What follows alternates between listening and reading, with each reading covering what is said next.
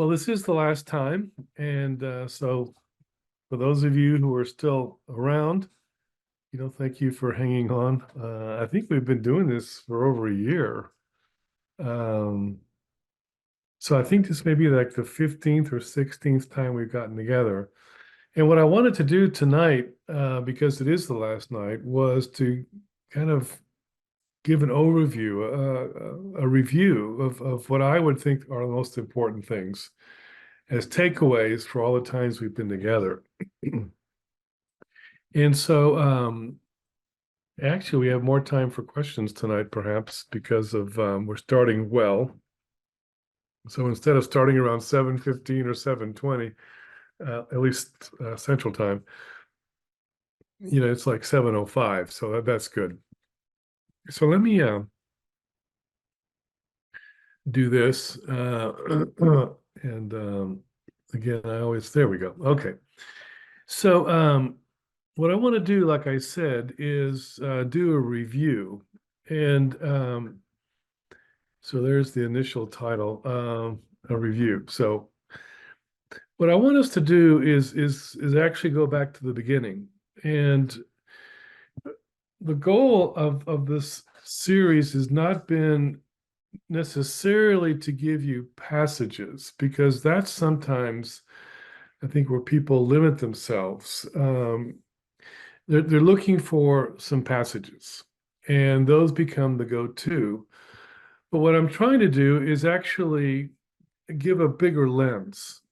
So if we can appreciate that the Bible, the Old Testament in our case, is giving us a window into how to look at reality, and that would include how we understand God and how we understand the world and how we understand the place of the people of God in the world. If we can get that, then we're thinking more globally. We're not just thinking about some verses. We're actually getting a sense of what we're all about and what God is all about. And so we began many months ago just making some basic observations in Genesis, which to me are the basics for any kind of Old Testament social ethic. And there's some key terms that go back to Genesis chapter 1, where it says, God creates in the several days of creation. And he saw that it was good. Now, what's important to understand is, in that passage of Genesis 1, the idea of good is that everything is in its place. He's located them there. It talks about dividing waters and land and putting different kinds of animals in different places. There is a natural order of things where things are where they're supposed to be. And the idea is that everything is functioning like it should be. Even the rhythm of the night and the day and the seasons and everything according to its kind. Everything is functioning well.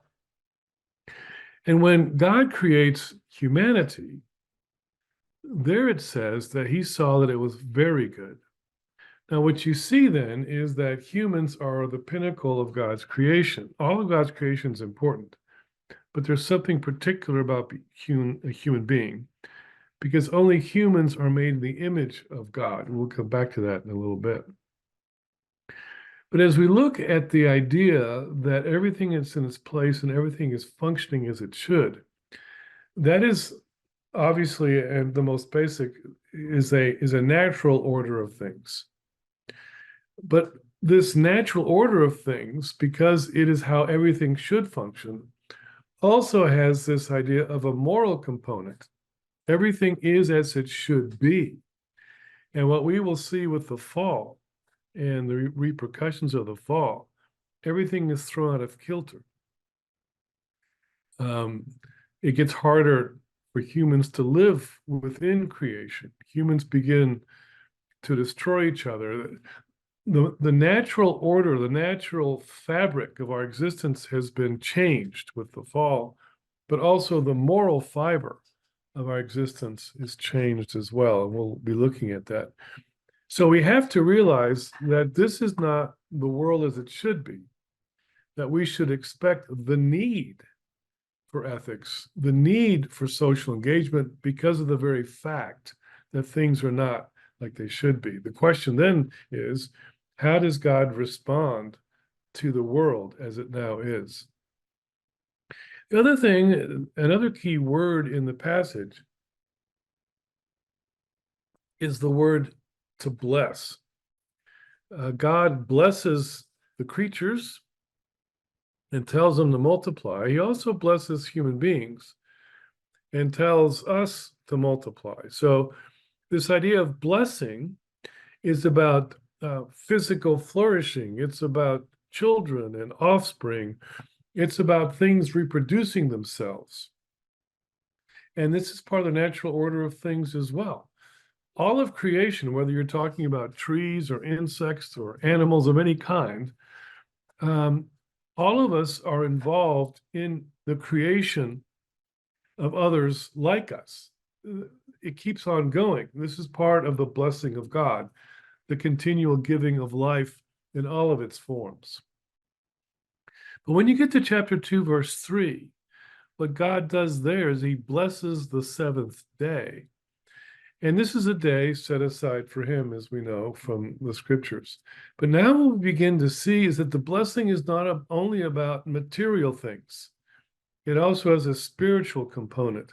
So that the blessing of God covers all of our existence, our material needs and realities, as well as our spiritual dimension of relationship with him. It's going to be important as we move forward in these early chapters.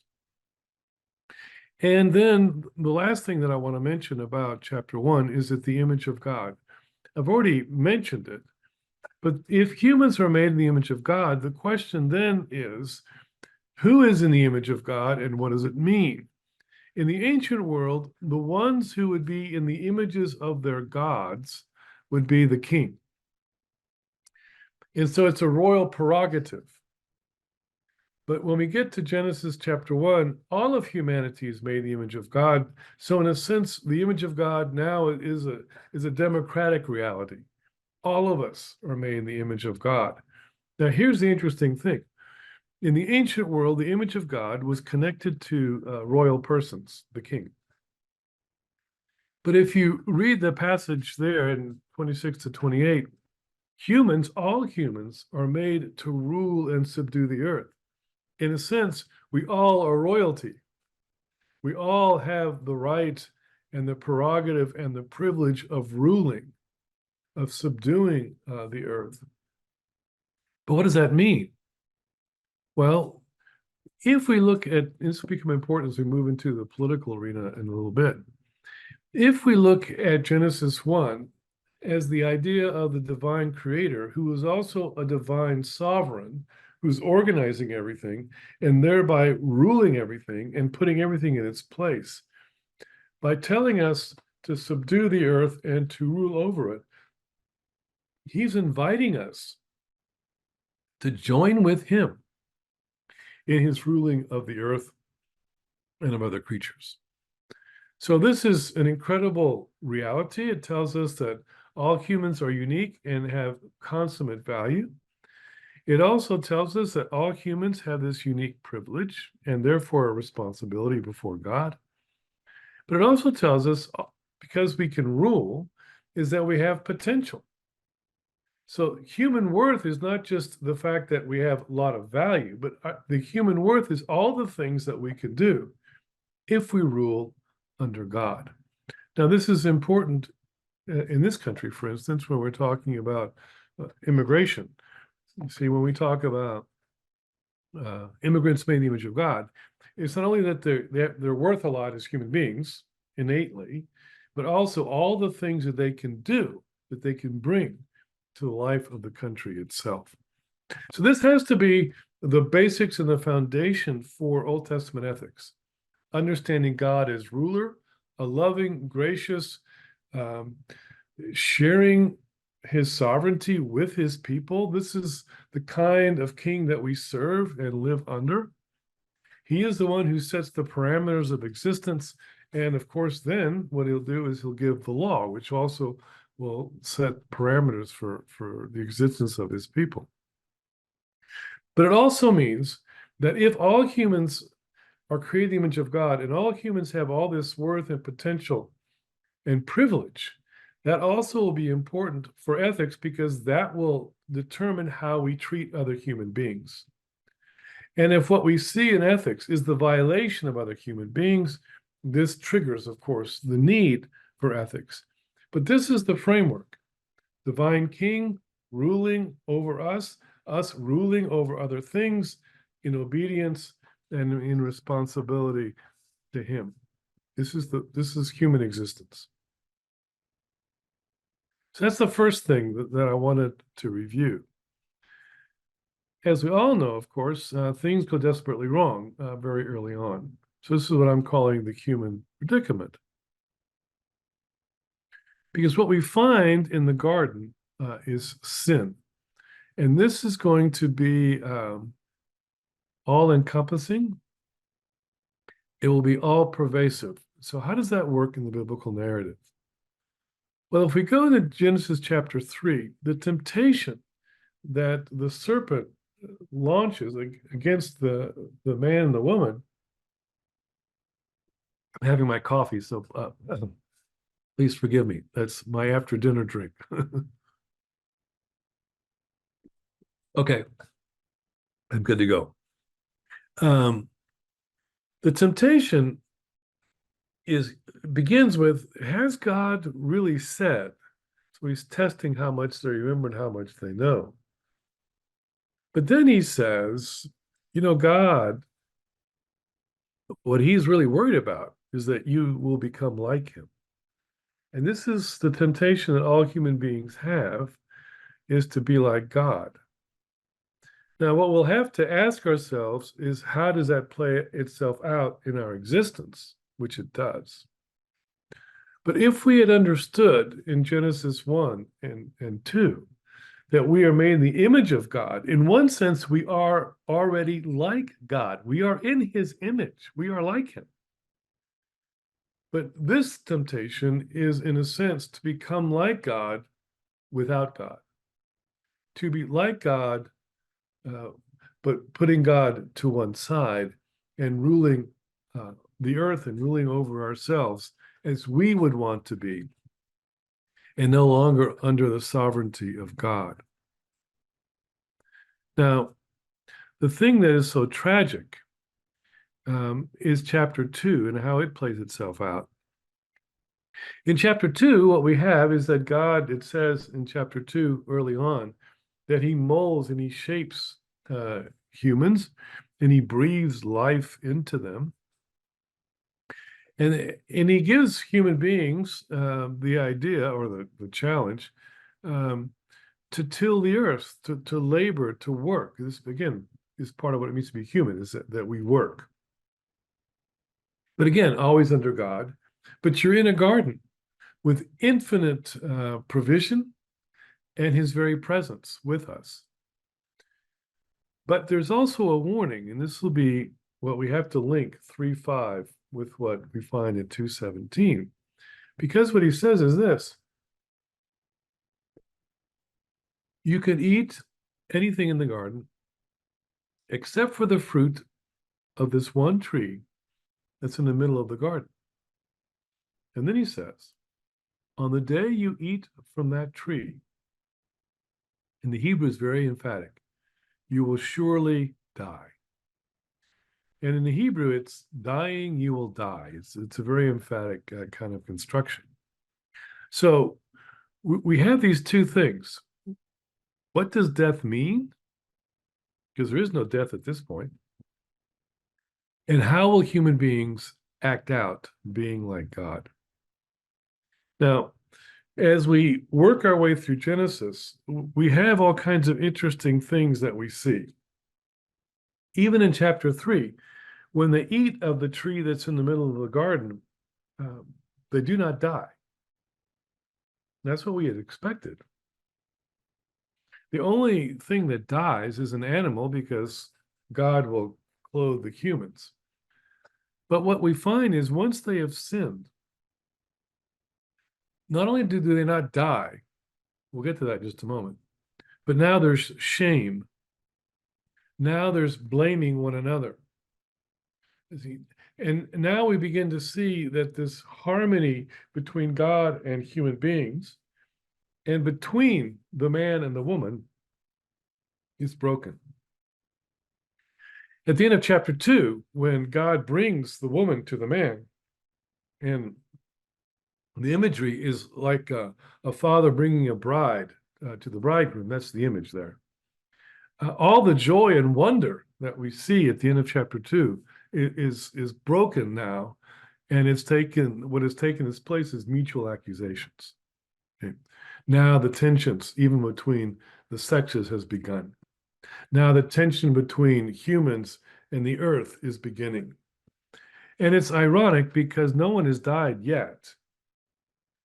And it's even more ironic because when the man gives the woman a name, he calls her Eve, which is connected to the Hebrew word for life. She is the mother of all the living. How does this work? And then in chapter 4, the very first verse is she has a son, and she thanks God for helping her have a son. So I thought there was another thing there, but let me go back. So what you find in chapter 4, after the birth of the son, there's the birth of a second son. There's just life everywhere. What about the idea that if you eat from the tree of the garden, you will surely die? Well, uh, Cain kills Abel, and death has come. Later, by human hands, it's fratricide. You're killing your own brother. And at the end of the chapter, Lamech is celebrating how many people he has wounded and how many people he can kill in his revenge. Humans will begin to see, and this is crucial for our understanding of ethics and the kind of ministries that people are involved in. Humans are inherently violent creatures. And the way we exhibit our violence is we kill one another. And this is from the very beginning. Not only is our connection to the created order disrupted in chapter 3, now humans are killing each other. And there is no spiritual death as you would find it kind of in New Testament language. But what we have is separation from God and no way back into the garden. So, in a sense, again, using New Testament language, but it's not Old Testament language, the idea of spiritual death. The Old Testament sees it as separation from God, no relationship with God. And then, even when he curses Cain, what Cain is afraid of, he says, don't send me wandering, because when they find me, they will kill me. It's this idea of violence in our existence, brothers killing brothers, uncontrolled vengeance with Lamech. This is human existence. And then you move into chapter 5, and you have this refrain, and he died, and he died, and he died, and everybody's dying. The only person who doesn't die is Enoch, and he's taken up into the heavens because he walks with God. But the point is, whereas in chapter 4, humans are dying violent deaths, in chapter 5, that's not mentioned, except for the idea that everybody's dying. So probably what we're looking at is just dying from old age and disease. Now, when you move into chapter 6 to 8, you get the flood and everybody dies. Even the creatures are dying. But the point that's crucial for ethics is this, is that we have to come to grips with the reality that we live in a world of death. There's death all around us, of every kind, grounded in our violence, grounded in our separation from God, in our separation from one another, in our separation from the created order. We are dying. All of us are dying and killing one another. And this is why you need ethics. How does God respond to this kind of thing? Well, I'm still with glimpses of hope. You get Seth, and he begins to call out, and he's the first one to call on the name of the Lord in chapter 4. And Enoch is is taken away, and at least one person seems to be doing okay. And then Noah is a righteous man. And even though chapter 6 will tell us in verse 11, the whole earth is full of violence, and there it is again, there is this one righteous man, Noah. And in chapter 5, verse 21, it says that he is called Noah, which is a wordplay on the Hebrew for rest, because he will comfort us from all the toil and the sweat from chapter 3. All the kind of hope we have with Noah. He builds the ark, he obeys, he gets through the flood, and all that sounds good. The waters subside, he comes out of the ark with his family, he offers an offering to God, all that is very good. But then he plants a vineyard. And our last glimpse of Noah, the great hope of the world, is lying passed out, drunk in his tent. So, the need for ethics because we live in a world of darkness and death. The question is, what can we do? Even the most righteous man in the world is flawed, deeply flawed, and fails. It gets worse. So in chapter 10, after chapter 9, where Noah is drunk and passed out, what we have in chapter 10 is a whole list of nations. And these are organized, actually, because at the end of chapter 9, Noah will say a word to each of his 3 sons. And then in chapter 10, it will tell us what nations came from each of those sons. And what we're seeing is a list of the nations that would have been known at the time. But we ask ourselves a very simple question because it's repeated several times in chapter 10, the idea that these are the nations according to their territories and according to their clans or families and according to their languages. But we get to chapter 11 and it says they only have one language. Well, how does that work? What we're seeing in the Bible, and this is not unique to this part of Scripture, what we're seeing is not a chronological order, but a theological order. Chapter 10 is kind of this large footnote about what families came from the 3 sons. But chapter 11, now you're back into the narrative, and it's going to tell us how that happened. How were the nations dispersed if they all began, from the one man, Noah? How did that work? Now, again, what we're going to do is step back and look carefully at the details. And this is going to be important as well for ethics. It says in chapter 11 that the people had moved east to the plain of Shinar, and they say, let us build a tower, let us build a city, lest we be scattered. Well, that was what they were told to do at the very beginning. But let's build a city so we won't be scattered, and let us build a tower that reaches to the heavens. And thereby we can make a name for ourselves. Now, in those words, building a city so that they will not be scattered, which is what they were supposed to do. Oftentimes in the ancient world, when you think of the word city in the ancient world, unlike modern times, the idea of a city in the ancient world usually had the connotation of a wall. It wasn't a village. The definition of a city was that a city would have a wall around it. Well, why would you have to have a wall? Well, for protection. So what you're hearing, they're aware of their own violence. Let's build a city. And then, so the violence is still there. A tower that reaches to the heavens.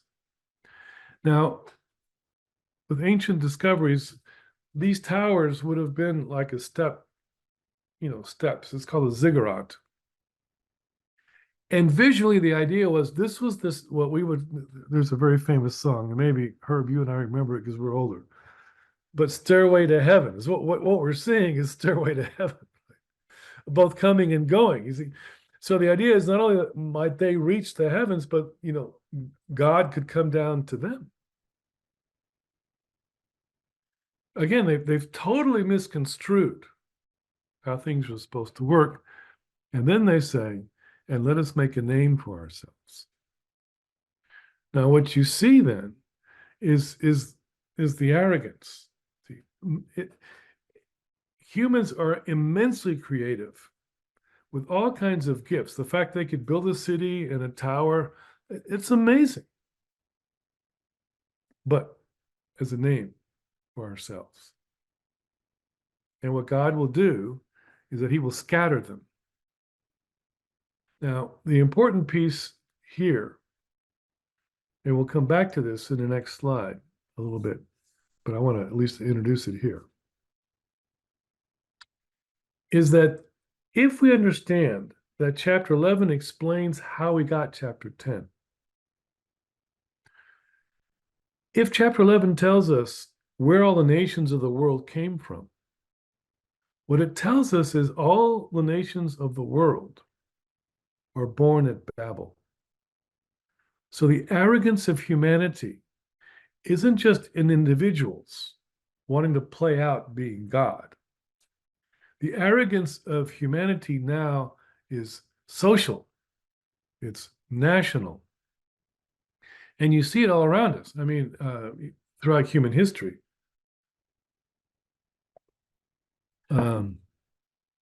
Where a nation will think it's better than anybody else. So if you see a slogan, which we have, make America great again, what you're hearing is babble. If you look at Russia in the invasion and how they portray themselves as this great, nostalgia for empire of what used to be the Soviet Union, or the rise of China. What you're seeing is human arrogance and ambition and power playing itself out in the leaders, but also as a national ethos. And you can look throughout human history in all the nations of the world, and this is what you see. This is what humans do. And we socialize ourselves into this. So every country in the world will have a national anthem. They'll have certain holidays that are geared to reinforce national pride. We'll have a flag. All these things are what humans do. Every country in the world in human history. But what you're seeing is national arrogance. Now, sometimes it can play itself out in innocuous ways, like the Olympics or something like that, where you're competing, but it's you're just cheering for the home team kind of thing, or the World Cup or something like that. But this national pride, even though it can be very fruitful and very helpful, it can also have a dark side to it because humans have a very dark side. And now that arrogance is social, political, it's military, it's economic. And this is how we understand human existence. But what you're seeing is the need for ethics. But the point of that is the ethics is not only individual,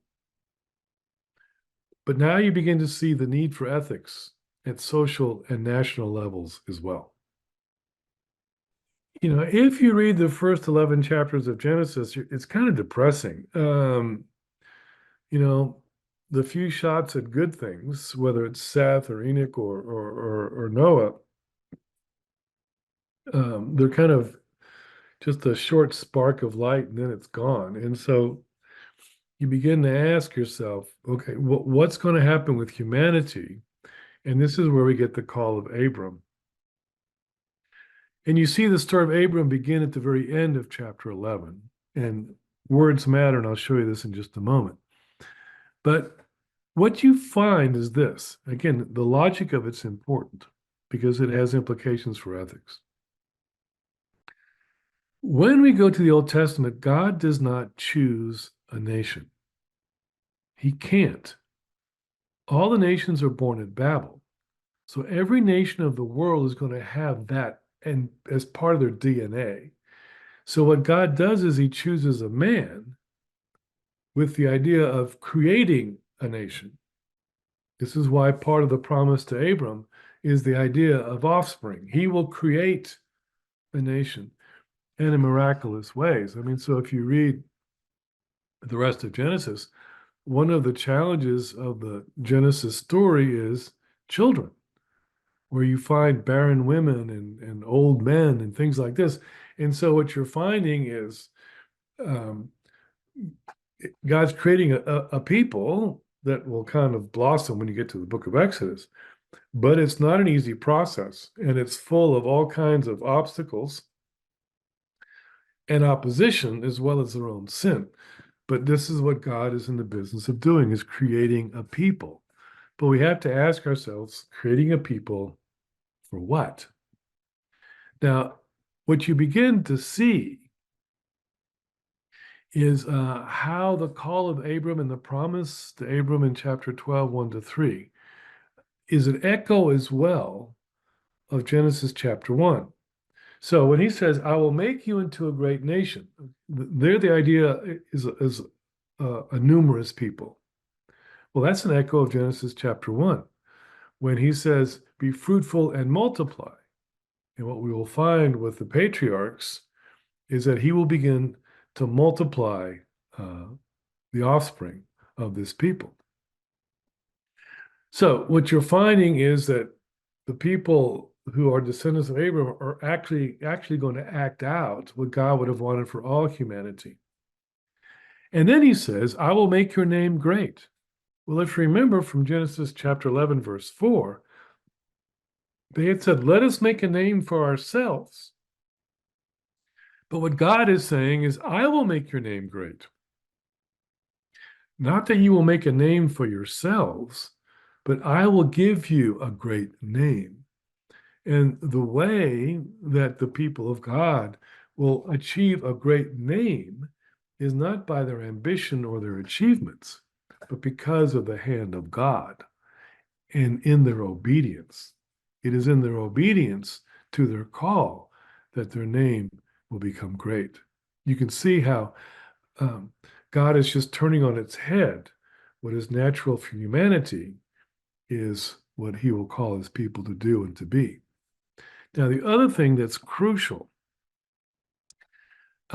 he tells Abram, and in you or through you, all the families. Now, it depends on your English version, but the Hebrew word, depending on your translation, is translated as families, peoples, or clans.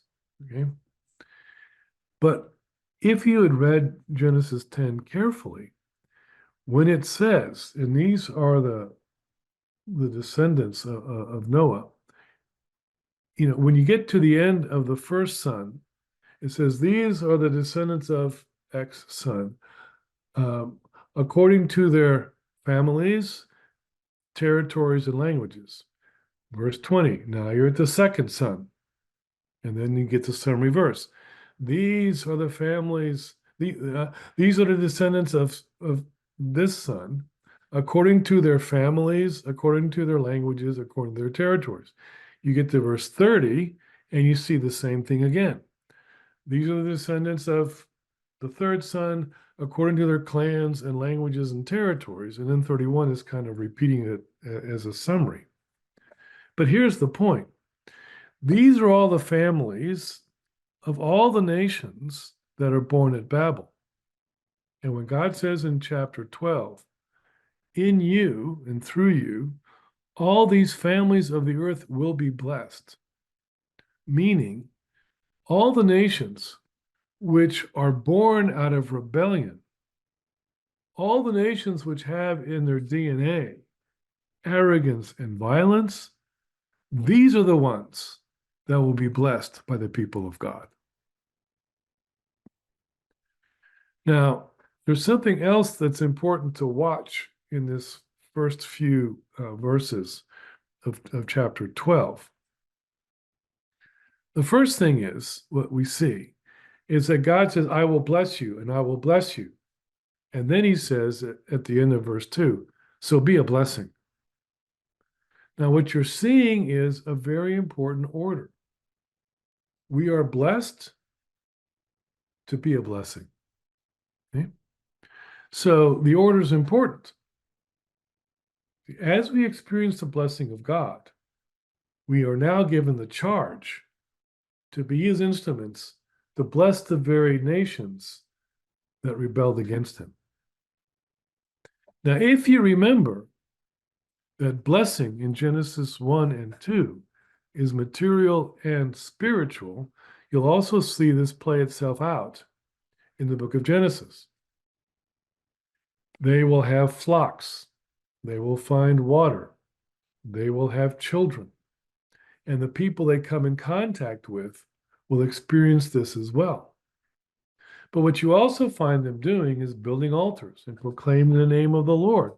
You also see them saying, this is what we're doing, and we are seeing the hand of God. And so you're seeing verbal proclamation and visual proclamation in the giving of the sacrifices. And there are several incidents in the book of Genesis where the non-Israelites will say, we see that you are blessed of God.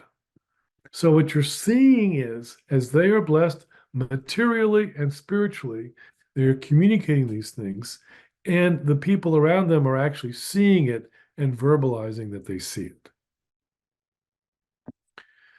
But it also says this in verse 3. I will curse those, I will curse the one who curses you, and I will bless those who bless you.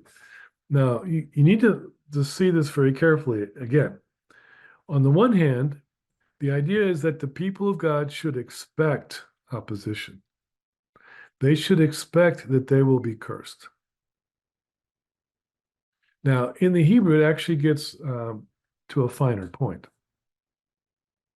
Because he says this, because there are actually two different words. In English, often English versions say, I will curse those who curse you. In the Hebrew, it's actually more precise. In the Hebrew, it says, those who count you as nothing. In Spanish, we have this verb, menospreciar. Those who think you of little value. Those who demean you. That's the idea. Okay? I will curse. Now, what's even more particular is that he doesn't even use the plural there, which I just did, which is wrong. Because the one who treats you as of no value, I will curse. The expectation is there will be opposition, but it's a minority. And those who bless you, I will bless. There's the plural. So the idea is, he puts the idea of people demeaning us as a singular, and the people blessing us as a plural. The expectation is, if we are actually being a blessing, we should expect opposition. That's just part of what it means to be the people of God. But if we are actually being a blessing, those who will demean us will be less than those who bless us. And again, that blessing is both material and spiritual.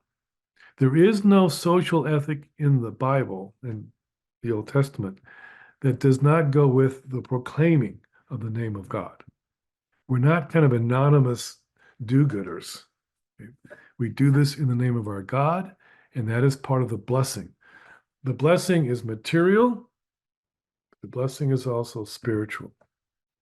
Okay? So what does the blessing mean? We've already talked about this. But if we can understand that in Genesis 12, God creates the people, he creates his people for blessing, meaning we are created for mission, the mission of being a blessing. This is the very reason we exist. And so when we try to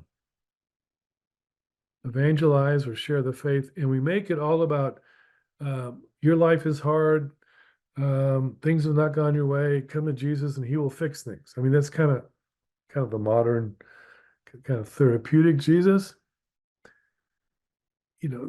but But what it does is it makes the faith about us. And really, it's not about us. It's about the world.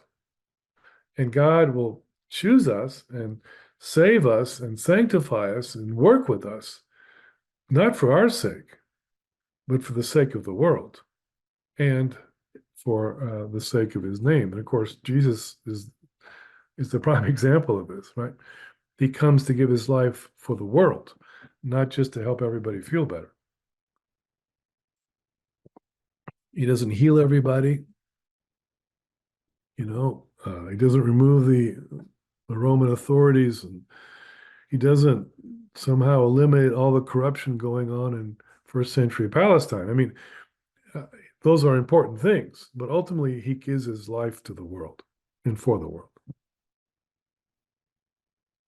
The spiritual blessing, and which goes back to Genesis chapter 2, the Sabbath. And as I mentioned, everyone will begin to recognize the hand of God. And I give you some examples there where they will say, we see the blessing of Yahweh. And so I give you several examples. What time is it? Let me keep going. And then the physical blessing. So I've already touched on these things, but hopefully having it on the screen there will be helpful. But what I've been trying to communicate is our ethics is all of this.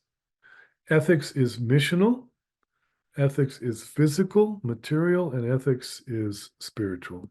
Ethics is individual, ethics is corporate. Ethics is systemic and social, inevitably so, because of the nature of human existence. And so what we find in the book of Genesis then is the pilgrimage of faith and mission, and all the patriarchs fail, even as they have their high points. And this is going to be the story of the people of God, high points and low points as we grow in faith um, and walk in pilgrimage, basically, with him. Okay, so jumping ahead to the law, what we need to understand when we get to Old Testament law, and many evangelicals don't really understand law, the first thing is to understand what any law does. And this goes for ancient law as well as modern law in any country in the world. Law organizes society. Law orders society. It defines how we act with one another.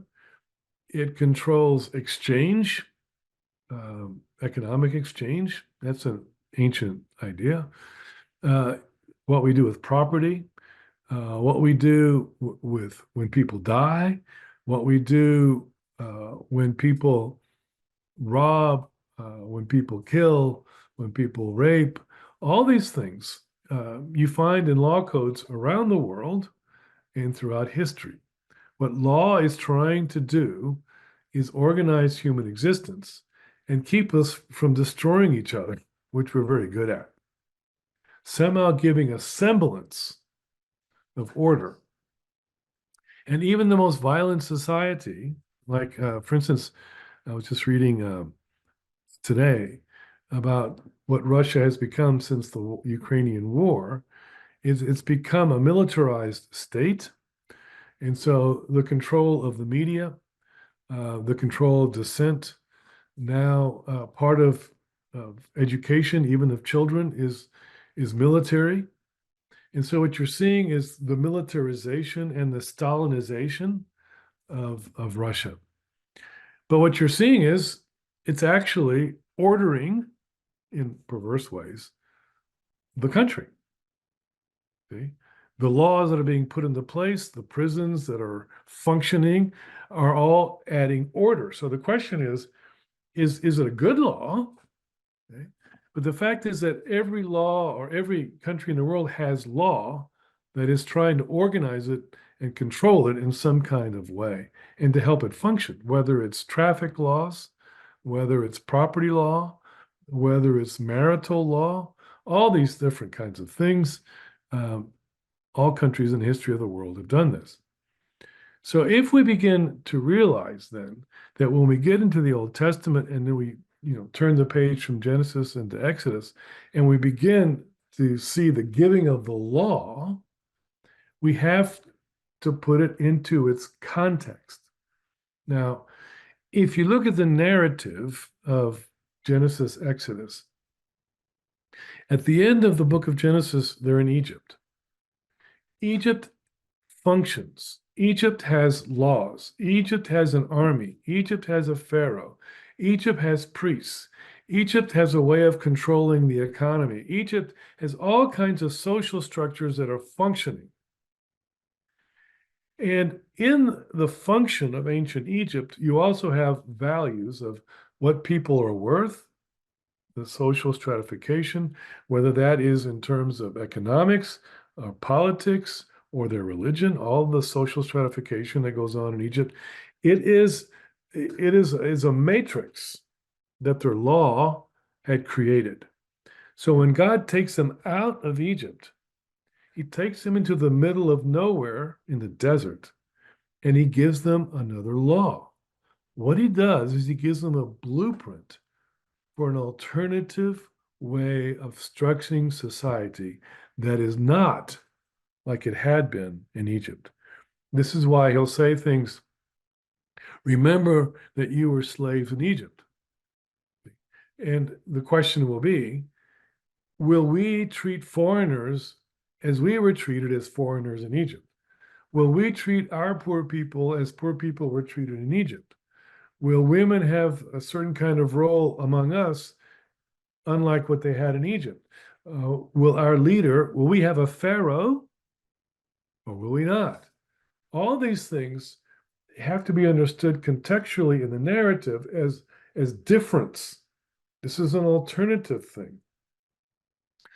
But what I call here enduring is, even though it's very contextual for an ancient time, there are enduring lessons for us. We cannot replicate ancient Israelite law. That was for a peasant economy, 1000 BC or more. Okay? We live in the 21st century in a technological age. It would be silly to try to imitate Old Testament law. But Old Testament law, if it reflects the heart of God, will have certain basic values and commitments that we can now carry over and structure in our own world and try to reflect as best we can what God would have wanted back then. So the foundations of law in the ancient world of Israel, and this is going to be important to help us understand how even the law is fundamentally ethical. In Exodus chapter 2, verses 23 to 25, God hears their groaning and their crying out. He sees their affliction and he acts. The very fact that he does this law, that he creates this legislation, is a response to their suffering. So at the very heart of the law and the giving of the law is the ethical impulse of God himself, of compassion and of justice.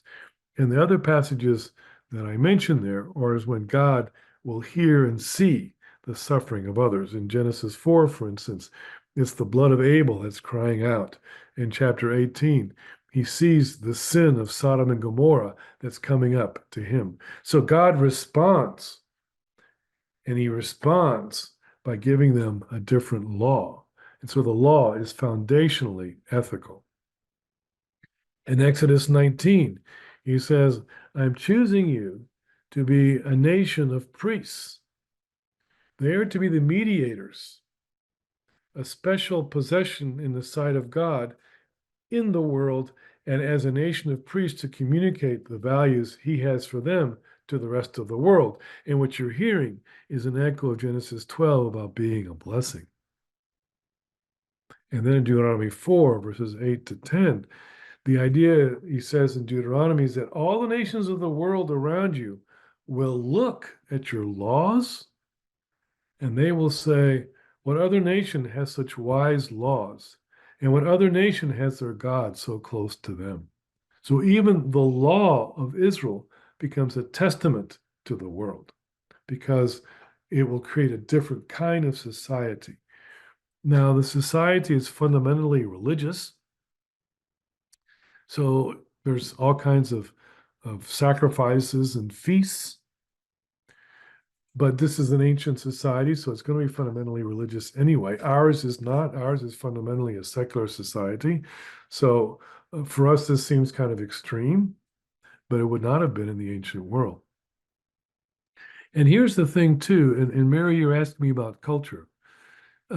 If we can think of the law as part of the culture of ancient Israel, and the fact that they had certain national feasts, and the feasts were to remember their history, the Sabbath to remember the creation and the rhythms of creation, the Passover to remember the deliverance from slavery. You have first fruits and the Feast of Weeks where you're celebrating the provision of God. And they do this as a people. And as they celebrate these feasts, they recount their history.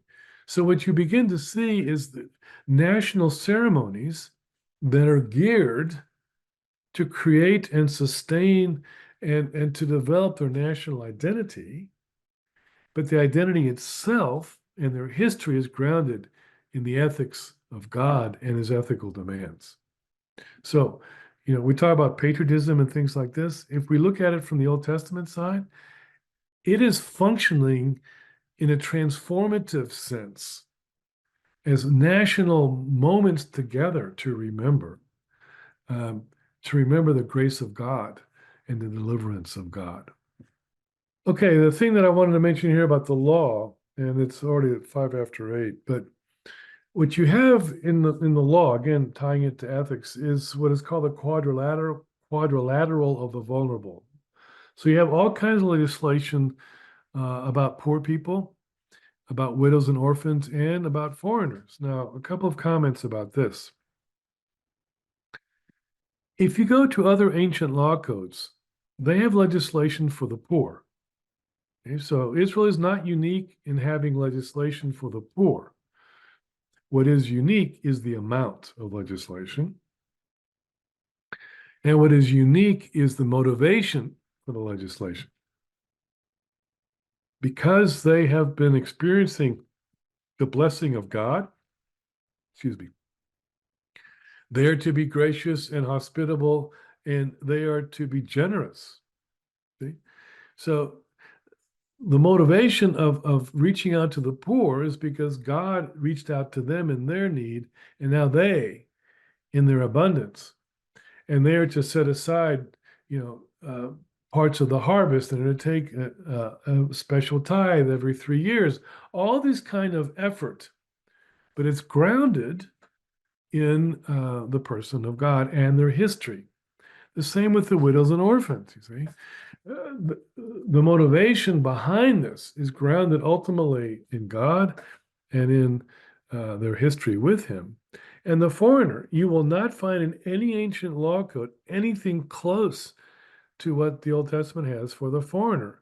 And he says, once you were foreigners in Egypt. Again, it's grounded in their history, but it's grounded also in the person of God.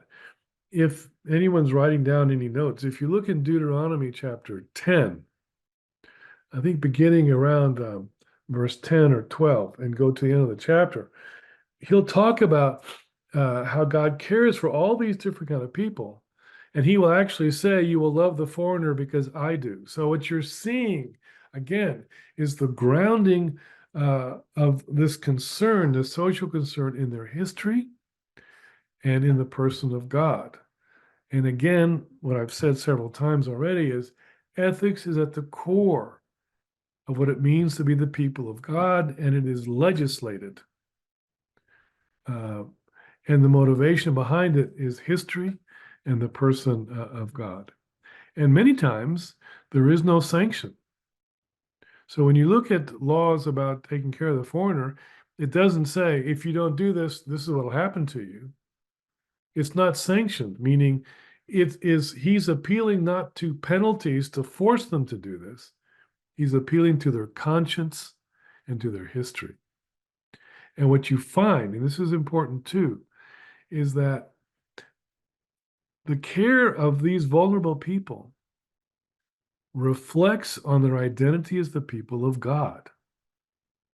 In God's mind, you cannot ignore these people and still claim uh, to be followers of God. This is the proof of their identity.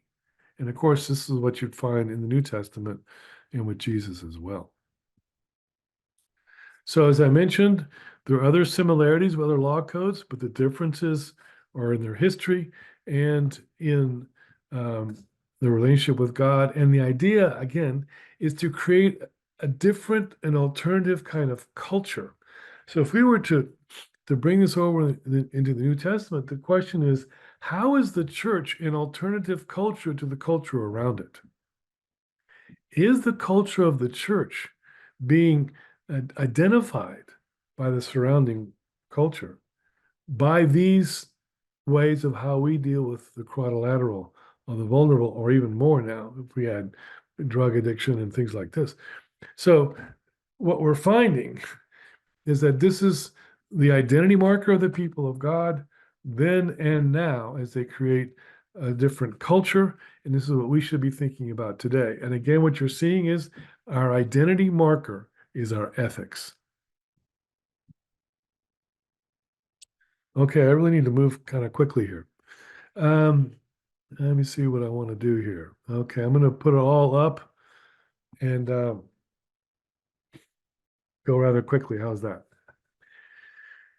What you find as you move throughout the narrative in the Old Testament, as you move from kind of nomads and they form tribes and things like this, clans, is that they need some kind of centralized government. So in Judges, you'll find in those days, everyone did what was right in their own eyes because there was no king in Israel. Okay, so it's telling you, okay, what we need is some kind of king. Now, in the ancient world, and you see this in 1 Samuel 8, the beginning of 1 Samuel 8. In the ancient world, kings had two primary responsibilities. One was to bring justice, and the other one was to lead them into war and to protect them. So if you go to 1 Samuel 8, when they ask Samuel for a king, this is what they're asking for. They're asking for justice because his sons are corrupt. They want a good judge. And later on in the chapter, it talks about we need a king who will lead us into battle. So what you're seeing, again, the ancient world, what we see today, right? We want justice and we want protection. This is what humans want. And so in the ancient world, this was the duty of the king. But you also find a series of warnings. In Deuteronomy 17, it says several things. I'll just highlight a couple of them. One is that the king should have a copy of the law and read it every day. And here's the clincher, so that he will not think of himself as better than anybody else. Well, that'd be a great lesson for politicians today, wouldn't it be? But if you think that Deuteronomy is playing off of Egypt and Pharaoh, you can see how profound that verse is. So that he will not think of himself as better than anybody else. In Egypt, Pharaoh was God. So what you find very early on is the idea of a different kind of politics. And then it also says about the king not to multiply wives, not to multiply wealth, and not to multiply horses, which would be chariots, army. Those are the three markers of great kings in the ancient world. A harem, lots of women, wealthy, and armies. Those are the three markers of great kings. And what God is doing is he's subverting all of that.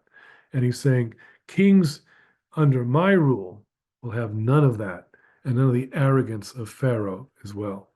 And in 1 Samuel 8, what he does too, he warns them. He says, there's a verb, if you look at the passage, beginning about verse 10, I think. But what he'll say is the king will take. He'll take your young men and put them into his armies. He'll take your daughters and put them into the service of the palace. He'll take 10% of what you own. He'll take your property. All these things he will take for his own good and for those who are with him. So what you begin to understand in the Bible is that, again, think about ethics. Politics is about power and money. It's about wealth. And what we're seeing is God is subverting all of that. And if we can begin to appreciate that politics oftentimes is the politics of taking by those in power, what you begin to see is a realistic view of human politics. It's cruel, it's selfish, it's power grabbing. This is what human government is like, which is a warning for us, for those who would want to get involved in government. What makes it worse is that what you find is that religion is co-opted by the government, and now God is seen at the service of the king, at the service of his foreign policy, at the service of his economic policies. And we see it in this country, where the idea of God and the government going hand in hand, or God with the national leader going hand in hand. And the danger throughout human history is the danger of religion being co-opted by politics. It's not unique to Christians, and Christians have done this for 2,000 years. You can go to India today and see the rise of militant Hinduism. You go to certain strands of Islam, and what you're seeing is the co-optation of Islam by politics and armies and invasions and things like this. Humans will use their religion for power and politics. And the danger of the Christian church, and we've done it for 2,000 years, is to fall into the same trap. And this is why we have a different king, we have a different citizenship, and our hope is not in the government, but our hope is the coming of Messiah, who will be a different kind of king. Okay, so about 5 more minutes, and then any questions, and then we're good to go. I've been moving very quickly. There's so much to cover, so much good stuff in the Old Testament. So we ended one of our times together with Micah, and so I thought I would just highlight some things with Micah. And if anyone is taking any notes, and if you don't have this slide now or from a previous time, I'd want you to look at these verses. In chapter 2 of Micah, the powerful will scheme in their beds to take land from vulnerable people. And then there's this great line, sadly. It says, because it is in their power to do so. So we find is the powerful taking advantage of vulnerable people, even in ancient Israel. This is what we see, and this is what the prophets will denounce. The false views of God and his world. He says, if a prophet were to come and prophesy good things and beer for everybody, everyone would love it. Okay? What we want is someone to tell us good things and happy things, not to confront us with our sin. In chapter 3, verses 1 to 7 and 9 to 12, it talks about the cruelty of the powerful, and it talks about them taking the flesh off the bones of the poor and throwing those bones into a pot. And unlike them, in chapter 3, verse 8, Micah says that he has the power of God to proclaim his justice. And in verses 9 and 12, this corruption and this cruelty will extend even to the prophets and to the priests. And in chapter 5 to 12, 5:12 to 14, and 6:1 to 8, we've talked about this before. What we find very quickly, I'll say this because this is a real popular kind of justice kind of verse. Micah 6:8, what does God require? To love justice and to walk humbly and to, what's the third one? Love mercy. Love mercy. Okay, thank you. And we totally take it out of context. If you begin with verse 1 of chapter 6, God is angry. He's bringing a lawsuit against his people because they have turned his back on them. And so what you get in verse 6 is this question, with what shall I come before the Lord? In the ancient world, what they're saying is this: our God is angry. What can I bring to appease the God? And so, shall I bring, these offerings? Shall I bring, a calf a year old? That's prime beef. Well, that'd be a great offering. The answer is yes. Would God want that? Yes. Would God want 10,000 barrels of oil? The answer would be yes. Of course, God would want that. Now, as Protestant, Christians, our answer to the question is no, God doesn't want that. Well, you're not an ancient person. In their minds, God would have said yes in their mind. And then finally he says, shall I bring my firstborn for sacrifice? Yeah. And then you go, oh, well, maybe not. And then he says, let me tell you what God wants. But here's the point. We tend to sit on verse 8. But if you put it in context, the most important idea to take away is how twisted their view of God was, that they thought they could buy him off. They thought that they could appease him. And what he's telling them is that he wants an ethical people. But the takeaway is how twisted their view of God was. Did they have sacrifices? Yes. If you were to ask, the roving reporter on the streets of Jerusalem those days, and you've asked, do you believe in Yahweh? The answer would have been yes. Do you follow God? The answer would have been yes. But it is totally twisted their view of God. It's like if you walk into a church today and ask someone in the pew, do you believe in God? What are they going to say? Well, yes, that's why I'm here. But the question is, what is their God like? Is their God the God of the scriptures? Now you're in a different discussion. The very fact that churches are not interested in ethics is telling us that they are worshiping a God who has the name of our God, but their concept of God is very different. And that's why all of this needs to begin not on the street, though it needs to get there, obviously. It needs to begin in the church itself. Once we begin to get the church understanding God and what he wants, now ethics become a natural outflow. And then the end of Micah, the longing for a different future, what he does not talk about, other prophets like Isaiah talk more about it, is Messiah. But the idea that the hope is a different kind of time, a different kind of leader, and a different kind of ethos, and a different kind of worship, because the king would have come.